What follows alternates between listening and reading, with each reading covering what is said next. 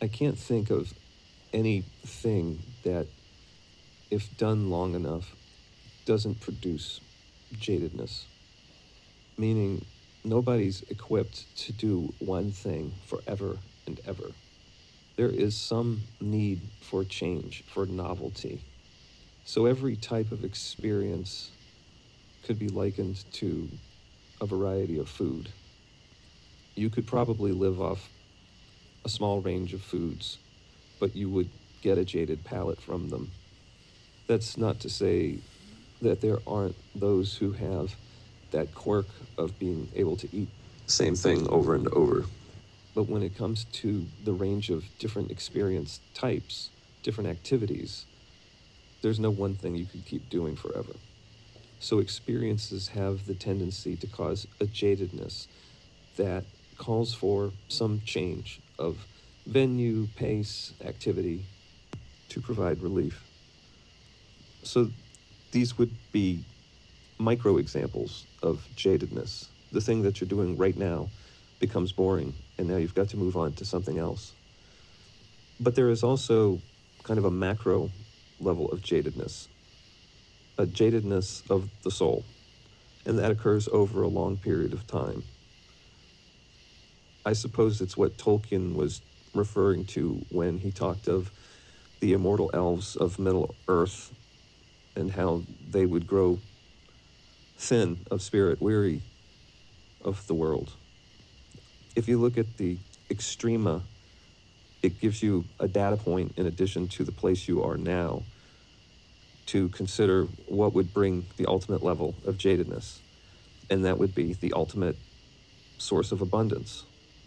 Like, the Star Trek replicator for everything. Aladdin's lamp with unlimited wishes. What would anything really mean?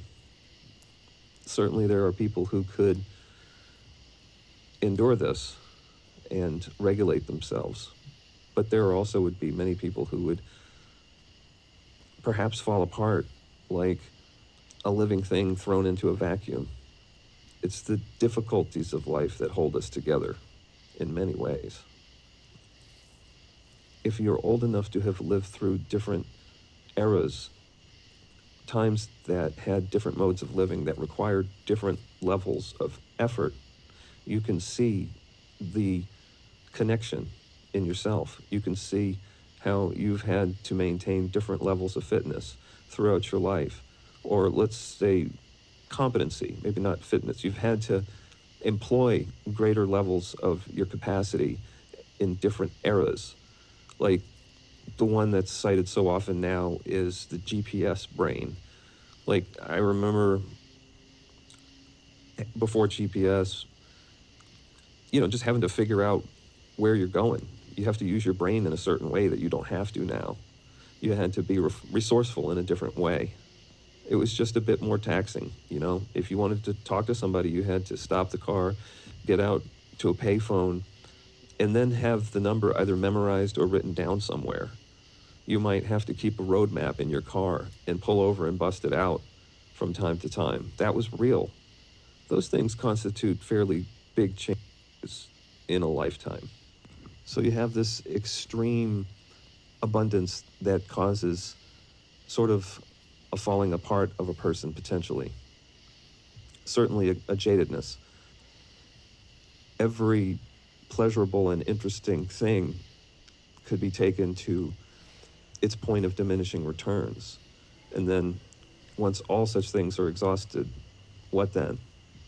We don't have the Starship replicator at this point, nor the Aladdin's lamp to grant any wish or any experience, although I suppose virtual reality could come close if you use your imagination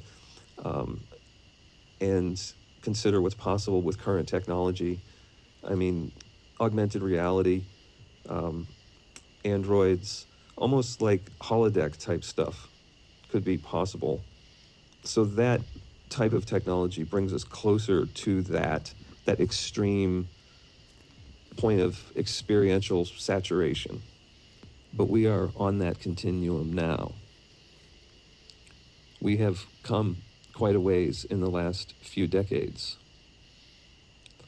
I think I've mentioned this before, but Satguru, I guess you could call him spiritual teacher, he was talking about a future in which more people would choose the exit by virtue of the overabundance of information. Everything could be known. What else is there to know?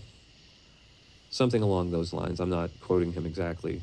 I hope I'm not misunderstanding what he was saying, but that's the way I interpreted it, is that the abundance of information just causes an accumulation that crowds out reality. It's the opposite of presence. And if content is so readily available, it can just really accumulate in a person if they hang on to it. We are all exposed to similar phenomena, but people have different propensities to hang on to the past, to hold grudges. In this, they're like different kinds of pipes made of different metals. Like galvanized steel pipes will accumulate a mineral buildup as hard water passes through it, but a copper pipe won't. Different individuals can be like these different metals, meaning that some accumulate a sediment of impressions in consciousness that begin to crowd out the share of attention given to reality. And over a lifetime, that turns the person kind of into like a tape recorder. They really start just saying the same stuff over and over again. If you've known them for decades, you'll notice it. And you'll really notice when you get a new story from a person you've known like that for a very long time. It's pretty fascinating when somebody you've known for decades tells you something that they've never told you before. That's how you know they're saying the same things over and over again. Back to the pipes in the water. It's the experience that comes through the senses that is the water. It's a real-time thing. But it's the contents of that water, the contents of those experiences that determine whether or not it's hard water, more prone to causing accumulation, and soft water. So the hard water would be like traumatic experiences. Those things can stick around and echo through a person. But this tendency to either hang on to things or let go can change for an individual in their lifetime. It is possible to let things go, and there's definitely an unburdening that goes along with it, a lightness that accompanies the feeling and being with the feelings and just letting them go and just doing that when those thoughts appear. So back to the conditioning over decades, the change in the technology of conditioning. In decades past, there was just a narrower scope of channels through which content could be delivered. And there were gatekeepers really at every channel. So newspapers, publishing houses, what gets on television, it was very controllable, although it wasn't as consolidated because that progression of consolidation in the industry hadn't occurred. There were more independent operators, but there were fewer channels. It's just that everything was local. I mean, I'm just talking history here. But they were all like affiliates of bigger networks, and they all got the same like syndicated shows in the news. So pretty much everybody was getting the same handful of channels for decades, reading the same newspapers for decades, reading books that had to go through gatekeepers for decades. There was a bit more of a consensus. Fringe opinions were harder to come by, and you saw people working much harder to make their opinions known in the real world, like in a brick and mortar kind of way. Like, I am from the New England area originally, and I had older brothers, and in the 80s, I was too young to be going to Boston, but my older brother did tell me that there were skinheads just like out and about, pamphleting, very common. And even I experienced this in the 90s. It was not unusual to see skinheads out on the streets. You just don't see those types of folks as much. It could be that I'm not in the right area for it. I'm sure that there are other parts of the country where that's still more common. But the thing is people by necessity, and this isn't about like skinheads and white nationalism, that's just one particular movement that you just don't see as much out, like pamphleting. And when it does happen, it makes the news. And in the past, you would find like weird pamphlets all over the place, not just like white nationalist content, but all kinds of conspiracy theories. Like before the internet, people were like printing these things out and just leaving them places. I found them in the mall parking lot. You would get weird chain letters. It was all just analog. But the thing is there was a mainstream sort of consensus. And these fringe elements, they could not be represented fairly through these mainline channels in any way, shape, or form. They were always going to be depicted as really fringe. So we have a couple of generations, or maybe a generation and a half, whose minds were formed at a time when there was more trust in the media and there was more consensus because they were all exposed to the same content. And exposure to content really shapes the mind. We as individuals perhaps underestimate the impact of conditioning, but when we zoom out, we can see it in the aggregate, how different ideas just, distribute geographically. It's just based on proximity and exposure. But now the gatekeepers are gone. I think especially with this new administration, it feels like the censorship has backed off, and just the technology we have to broadcast our little opinions to a broader audience just makes it easier to be exposed to different ideas. The thing is when you have a very solid foundation of like what you think is right and wrong and what is correct historically, and then just the world opens up and all these different ideas and points of views get expressed, I think it's tremendously threatening for a lot of folks. And then on top of that, you have the individuals who are actually, whose formative years are in the midst of this huge explosion of content. And it's like there's three classes, I guess, of phenomena that leads to jadedness. So I spoke earlier about if you had the ability to create anything you wanted in the physical world in terms of experiences or objects, that would be the quickest way to become jaded. The other end of the spectrum in terms of content type is the fabric of thinking. Thinking creates a kind of jadedness.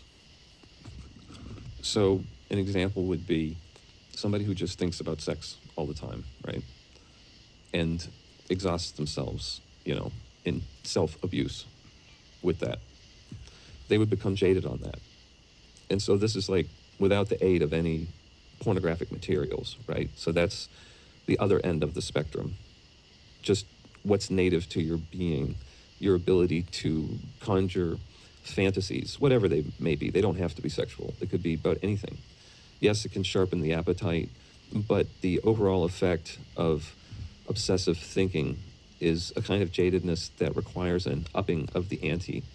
Like when you fantasize about a thing and you really build it up, you can diminish the impact of its actual experiencing. Some things become anticlimactic by virtue of them having been built up in the mind beforehand. Not always, but it does happen.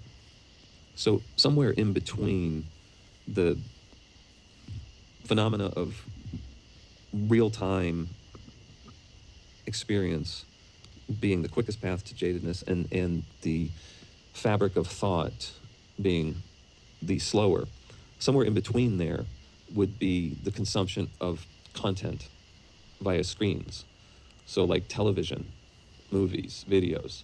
There's something to them that is almost thought-like, and yet they're coming in through the senses. So they're kind of a blend.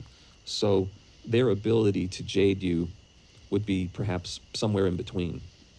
And pornography would be exactly that example, which can cause erectile dysfunction. It's a jadedness. Nothing stimulates anymore because all the extremes have been experienced. So long as the normal way of operating is reacting inwardly to tens of thousands of thoughts per day, there will be a consequence to exposure to content, and therefore the only way to mitigate it really is to go on a diet and reduce the quantity of it. But there can be a changing of the metal, so to speak, a changing of the propensity to be in the daydream. It helps to have an impetus, some recognition that there's a connection between thinking and suffering, a realization that what appears in the mind need not be heeded. It need not be signed for. It need not be taken on as self. What is your responsibility for the appearance of the next thought that you don't know is coming, that is derivative of some experience, the determinants of which you do not control? There's only responsibility when it's signed for. If there's no sense that one is something to relate to that thought, then it just floats away without a connection point, like a virus that is in the wrong species of host and therefore cannot gain purchase on the cell walls. It doesn't relate to you. There are things that in the unconscious person don't relate to them, and they react to those thoughts as a liberated being would react to all thoughts, which is not at all. What doesn't affect the unconscious person doesn't cause suffering for them.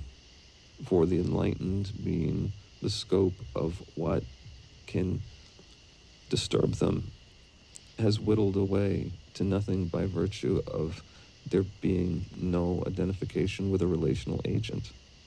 No phenomena relates to them because there's no belief in being anything appearing in the awareness they've realized themselves to be.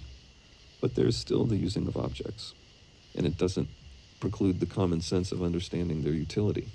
All of the outside harms that affect human beings affect enlightened beings all the same. It's just that the inner pain is not there. That second arrow that comes from being attacked by a human being versus suffering an accident at the hands of an inanimate object. To the enlightened being, they are both from the same source. Any sentiment projected by the human attacker is born of delusion and is regarded as so much noise, no different than the random thoughts that pass by unclaimed by a self appearing in awareness. When there's no sense of being anything that relates to anything, one effect is the end of limerence. I don't have the textbook definition of it, but my sense is that limerence is a kind of easy infatuation that comes, maybe an undue admiration that is thrown about too easily. It appears in people a lot of times who've had a lot of trauma.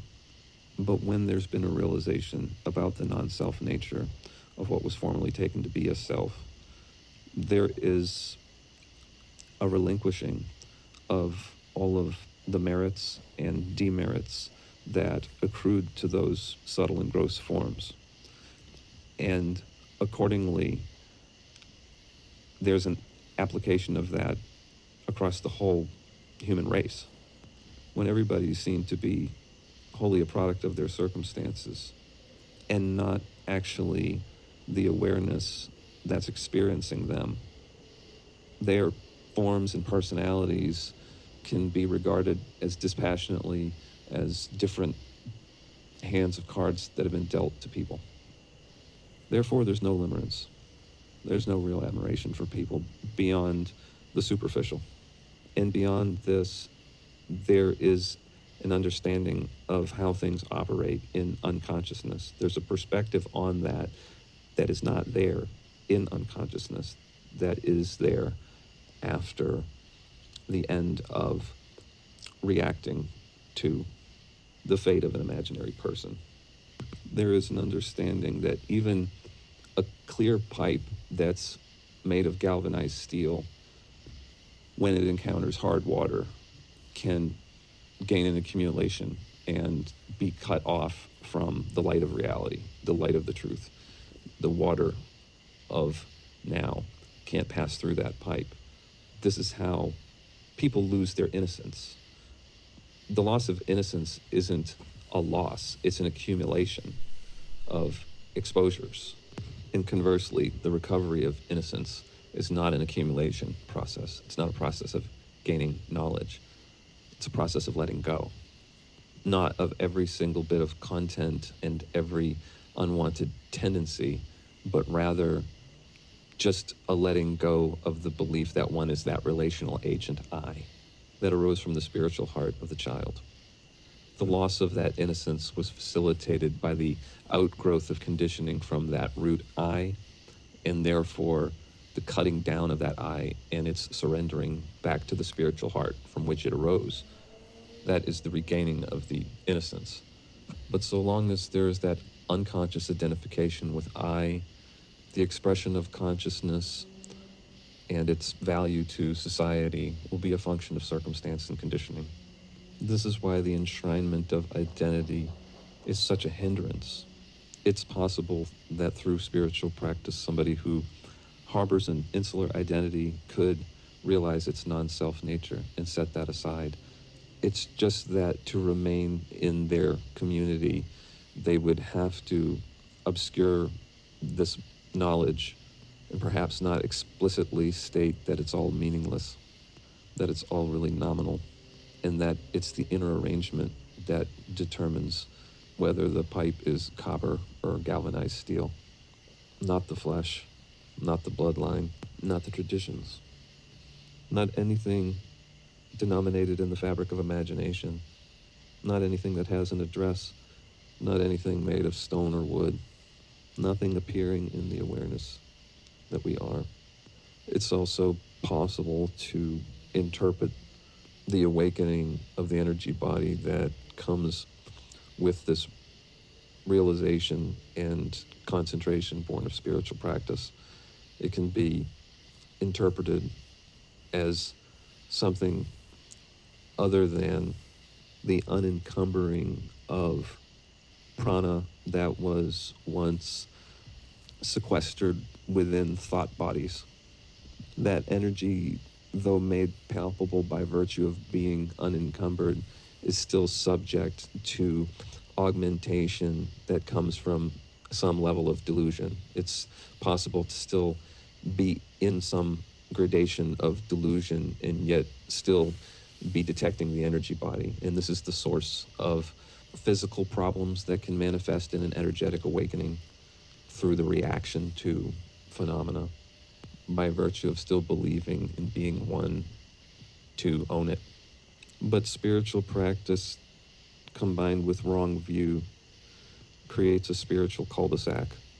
There is the perception of subtler things, but there has not been an ascension that makes apparent the self-defeating nature of using spiritual means to gain material ends. So long as there's one to win and lose, then there is no unconditional and abiding sense of love, a love that sees what's behind the eyes of every stranger. Insularity is a weapon, but it's a weapon that caps the spiritual progress of its wielder by virtue of its need for an earnest belief in being someone who is special. So long as there's that belief, the bucket will never be picked up because the lifter is standing inside of it trying to pull the handle. In the Middle Ages and times before, just throughout human history, authorities, both malicious and benevolent, have sought a monopoly on force, on the right to bear arms. An adequate weapon can defend the few against the many, the weak from the strong, the female from the male, and the old from the young. I didn't make that up. Some Second Amendment rights advocate did, I'm sure. Insularity can provide the same type of defense in that people are stronger in numbers. So there's an insularity that can be directed towards the harm and exclusion of others, but it can also be used to defend against that. So in a worldly sense, insularity is like a weapon that can be used for offense or defense. While an enlightened being doesn't believe in being one to be special, they can conceptually grasp that insularity exists and how its expression in the world affects circumstances. And the way to combat it is not to attack the particulars to which the insular have allegiance that only brings a doubling down, but rather an undermining of the whole structure by virtue of exposing its non-self nature. Even if there's allegiance to the particulars, there's no allegiance to delusion itself, which can be attacked with virtual impunity. I can't